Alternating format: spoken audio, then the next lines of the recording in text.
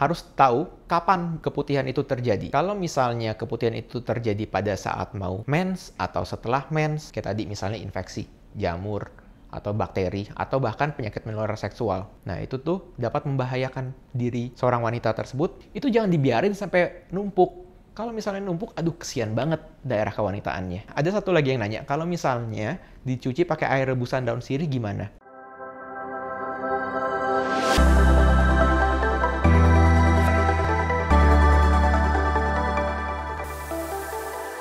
Hai, kembali lagi di channel Dr. Kevin. Pada kali ini saya juga akan membahas salah satu topik yang sering banget ditanyakan, yang kemarin udah request, yang banyak banget, yaitu masalah keputihan pada wanita. Ya iyalah, masa pada pria. Tapi sebelum saya lanjut, jangan lupa untuk kalian yang baru pertama kali ketemu channel Dr. Kevin ini, jangan lupa klik tombol subscribe di bawah ini yang warna merah, supaya saya lebih bersemangat untuk memberikan video-video konten yang menarik dan bermanfaat. Pada kali ini, saya akan membahas salah satu topik, yaitu mengenai keputihan. Kenapa keputihan ini saya angkat menjadi topik di konten kali ini? Karena keputihan ini sering sekali dialami oleh wanita.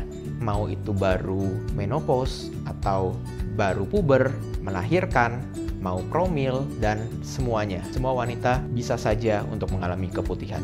Tapi sebelum lanjut, saya akan membahas juga bahwa keputihan itu adalah normal terjadi pada wanita. Kenapa dok? Karena keputihan itu merupakan salah satu defense mechanism, jadi pertahanan tubuh wanita sebetulnya. Jadi jangan heran kalau misalnya para wanita ini sering mengalami keputihan yang misalnya terjadinya tiap bulan teratur gitu. Bedakan, nanti akan dibahas apa saja ciri-ciri keputihan yang normal atau yang tidak normal. Nah, di video kali ini khususnya saya akan membedakan nih, gimana sih cara membedakan keputihan yang normal dan yang tidak normal. Karena keputihan ini topiknya yang sangat luas, akan saya bagi di beberapa konten. Jadi kita belum membahas mengenai cara penanganan dan pengobatannya. Jadi kalau ingin tahu cara pengobatannya, nanti akan ada di konten selanjutnya. Nah, kita masuk di keputihan yang normal. Sebetulnya kapan keputihan yang normal itu? Ciri-cirinya seperti apa? Pertama, harus tahu kapan keputihan itu terjadi. Kalau misalnya keputihan itu terjadi pada saat mau mens atau setelah mens, itu masih normal karena itu biasa pengaruh dari hormonal. Bedakan, kalau misalnya keputihannya terjadi sepanjang waktu, nah itu udah merupakan suatu tanda, jadi harus cepat diperiksa.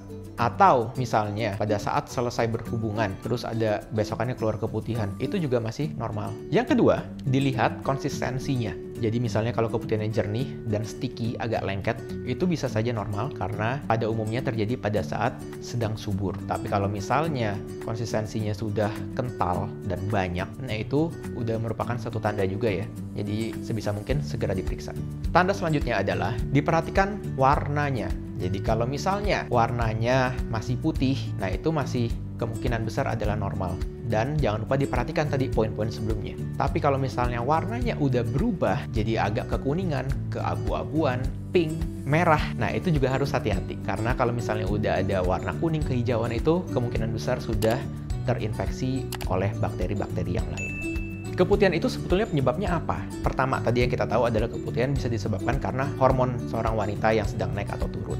Itu normal. Kalau yang nggak normal gimana? Kalau yang nggak normal, itu tadi bisa disebabkan oleh infeksi bakteri, jamur, atau jangan lupa bahwa ada infeksi penyakit menular seksual. Ini juga penting. Jadi, jangan kira kalau misalnya si mams, si wanita ini, dok, saya setia kok sama pasangan, saya hanya satu pasangan. Tapi dicek juga pasangannya. Kalau misalnya kitanya setia, totonya pasangannya nggak setia, dia mempunyai pasangan yang lain, nah itu bisa juga membawa penyakit menular seksual terhadap diri kita. Pentingnya diedukasi untuk pada pasangan-pasangan bahwa harus setia pada satu pasangan. Kalau enggak, nanti. Nah, jadi jangan dianggap sepele kalau misalnya keputihan itu, oh nggak apa-apa kok, itu masalah hormonal aja. Tapi ada beberapa keputihan yang dapat menyebabkan bahaya, kayak tadi misalnya infeksi, jamur, atau bakteri, atau bahkan penyakit menular seksual. Nah, itu tuh dapat membahayakan diri seorang wanita tersebut, dan misalnya kalau misalnya sampai dia hamil. Nah, kalau misalnya udah terkena penyakit menular seksual, itu bisa menurunkan ke bayinya. Nah, itu bahayanya. Jadi kalau misalnya mengalami keputihan, terus ragu-ragu, aduh ini keputihannya normal atau nggak normal, langsung aja konsultasi ke dokter. Selain itu, dampaknya juga dapat menyebabkan gangguan pada kesuburan. Jadi jangan dianggap sepele keputihan ini. Karena kalau misalnya keputihan yang naik sampai ke rahim dan saluran tubanya, nah itu dapat menyumbat saluran tuba. Atau bahkan rahimnya juga dapat terinfeksi. Itu akan menyebabkan moms juga sulit untuk hamil. Cara terbaik untuk menjaga supaya tidak keputihan adalah gampang banget. Nggak perlu tuh dicuci-cuci pakai misalnya sabun atau misalnya antiseptik. Itu nggak perlu. Sebetulnya dicuci aja pakai air mengalir yang bersih ya airnya. Jadi cuma dicuci aja pakai air mengalir. Dan yang paling penting, jangan sampai lembab. Ini penting banget untuk semua wanita-wanita Indonesia. Jaga area kewanitaannya supaya jangan lembab. Kalau misalnya lembab, langsung diganti pakaian dalamnya atau panty linernya. Minimal sehari 2 kali diganti. Atau misalnya yang aktivitasnya tinggi, boleh diganti lebih sering. Jadi kalau misalnya memang sudah agak berkeringat, langsung diganti. Dan misalnya kalau lagi menstruasi atau haid, itu jangan dibiarin sampai numpuk.